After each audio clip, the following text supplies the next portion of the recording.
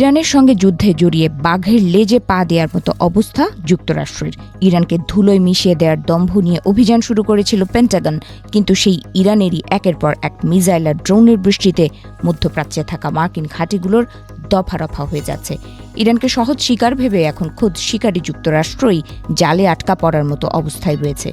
ইরানের দুর্গম পাহাড় আর ৩১টি মোজাইক ইউনিটের পাতা মরণ ফাঁদে পা দিয়ে এখন চোরা বালিতে হাবুডুবু খাচ্ছেন মার্কিন জেনারেলরা।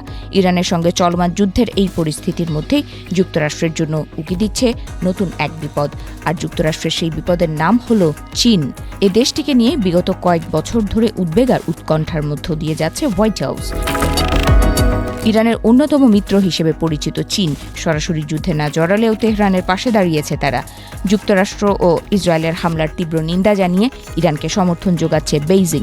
সবচেয়ে চাঞ্চল্যকর বিষয় হল যুক্তরাষ্ট্রের সঙ্গে যুদ্ধে না জড়িয়েও কৌশলগতভাবে ওয়াশিংটনের চেয়ে এগিয়ে যাচ্ছে তারা। ইরানের সঙ্গে যুদ্ধ শুরুর আগেই মার্কিন প্রেসিডেন্ট ডোনাল্ড ট্রাম্পকে সতর্ক করেছিলেন জয়েন্ট চিফস অব স্টাফের চেয়ারম্যান ও বিমান বাহিনীর general van Kane.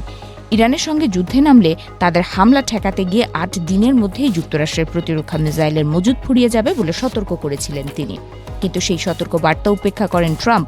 General van কেইনের সতর্ক বার্তাই এখন বাস্তবে রূপ নিচ্ছে। ইরানের হামলা ঠেকাতে গিয়ে মধ্যপ্রাচ্যে যুক্তরাষ্ট্রের মিসাইল প্রতিরক্ষা ব্যবস্থা ও টমাহক মিসাইলের মজুদ দ্রুত কমে আসছে। ফলে ঘাটতি মেটাতে পেন্টাগনকে ইন্দো প্যাসিফিক কমান্ড থেকে অস্ত্র সরিয়ে মধ্যপ্রাচ্যে আনার কথাও ভাবতে হচ্ছে। আর এমনটা করলে ইন্দো প্যাসিফিক অঞ্চলে যুক্তরাষ্ট্রের শক্তি অনেকটাই দুর্বল হয়ে পড়বে, আর এই সুযোগে তাইওয়ান প্রণালীতে চীনের সম্ভাব্য আগ্রাসনের সুযোগ তৈরি হতে পারে বলে আশঙ্কা করা হচ্ছে। পশ্চিমা গণমাধ্যমগুলোর মতে যুদ্ধের তৃতীয় দিনেই মধ্যপ্রাচ্যে যুক্তরাষ্ট্রের মিসাইল প্রতিরক্ষা ও অ্যাটাক মিসাইলের মজুদ দ্রুত কমে যাচ্ছে। এতে করে মার্কিন সামরিক বাহিনীর শীর্ষ কর্মকর্তারা বেশ উদ্বিগ্ন হয়ে পড়েছেন। এমন উচ্চমাত্রার সংঘাত হলে ৮ দিনের মধ্যেই গুরুত্বপূর্ণ মিসাইলের মজুদ শেষ হয়ে যেতে পারে। কিন্তু এই ৮ দিনের অর্ধেক সময় পেরোতেই চরম উদ্বেগের মধ্যে যাচ্ছে মার্কিন প্রতিরক্ষা সদর দপ্তর পেন্টাগন।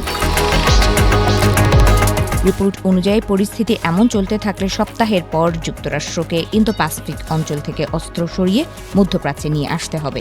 বিশেষজ্ঞদের মতে সেই পরিস্থিতিতে বিশ্ব রাজনীতির শক্তির ভারসাম্য বদলে যেতে পারে, কারণ যুক্তরাষ্ট্র দুর্বল হয়ে পড়বে এবং চীন আরও শক্তিশালী অবস্থানে উঠে আসতে পারে। তখন যুক্তরাষ্ট্র ও তার মিত্রদের পক্ষে চীনের হুমকি মোকাবেলা করা আরও কঠিন হয়ে পড়বে বলে মনে করছেন বিশেষজ্ঞরা।